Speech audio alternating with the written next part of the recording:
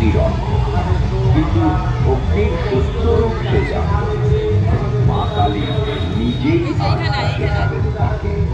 সেই রাতেই মার কৃপায় রঘুর যজ্ঞস্থলে এসে পড়েন এক মহান সাধক, এক নিষ্পাপ ভক্ত, রামপ্রসাদ সেন।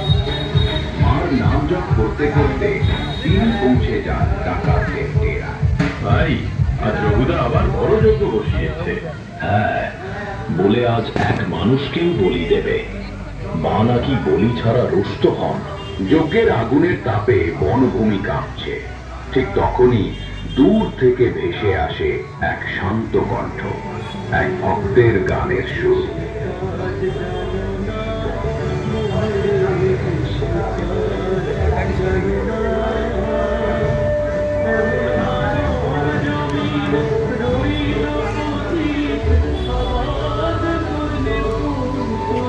কে রে ওখানে? বনপথে কে গান গাইছে? রঘুর দলের দুই ডাকাত ছুটে গেল শব্দের উৎসের দিকে। সেখানে গিয়ে তারা দেখতে পায় সাধক রামপ্রসাদকে এবং তাকে ধরে নিয়ে যায় রঘুর ডেরার দিকে।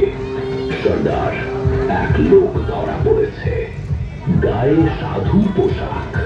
সাধু সন্ন্যাসী, আমার চোখে। কে তুই রে? আমি রামপ্রসাদ। মা কালী মায়ের নাম জপ করতে করতে পথ হারিয়েছি। মা কালী মায়ের ভক্ত? তবে মা তোকে পাঠিয়েছেন আমার যজ্ঞে বলি হতে। মা কালী ভক্তের রক্ত চান না রঘু, চান ভক্তির অর্পণ। চুপ, মা রক্তেই প্রসন্ন হন। খুঁজে দেখ কি আছে ওর কাছে। কিচ্ছু নেই দাদা, একটাও মুদ্রা না। তাহলে আজ তোর প্রাণটাই হবে আমার মার নৈবেদ্য। যা তোমার ইচ্ছা তাই হোক, মা কালী আমার রক্ষা করবেন। রঘুর ক্রোধে আগুন জ্বলে উঠল। যজ্ঞের আগুনে মৃত্যুর ছায়া নাচছে। তবুও রামপ্রসাদ শান্ত, অবিচল, যেন জানেন মা কালী তাকে একা ছেড়ে দেবেন না। সে শিখছে কি সাধু, মৃত্যুর আগে কিছু বলবে। চাই একটি আছে, মা কালীকে একবার গান শোনাতে হবে। গান বলিতে আমার আগে গান শুনবো? ঠিক আছে, গা দেখি মাকে কত ভালোবাসিস।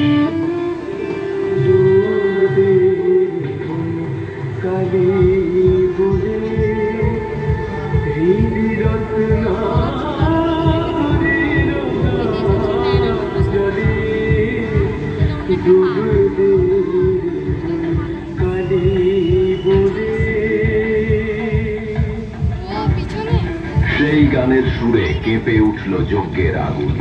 বজ্রপাত, আলোয় ভরে গেল চারদিক। আর সেই মুহূর্তে অগ্নিশিখার মাঝে আবির্ভূতা হলেন মা কালী। রঘু, তুই আমার নামে পাপ করছিস, ভক্তের রক্ত চাইছিস। মা, মা, চিনতে পারিনি, জানতাম না উনি তোমার প্রিয় ভক্ত। ক্ষমা করো মা। মায়ের নাম নিয়ে যারা অন্যায় করে তারা নিজের ধ্বংস ডেকে আনে। আজ থেকে জানিস, সত্য ভক্তির পথ রক্ত নয়, আত্মসমর্পণ। মা, আমি পাপী। আজ থেকে আর কোনো অন্যায় হবে না। যে সাধু মার নাম জপ করে তাকে আমি রক্ষা করব।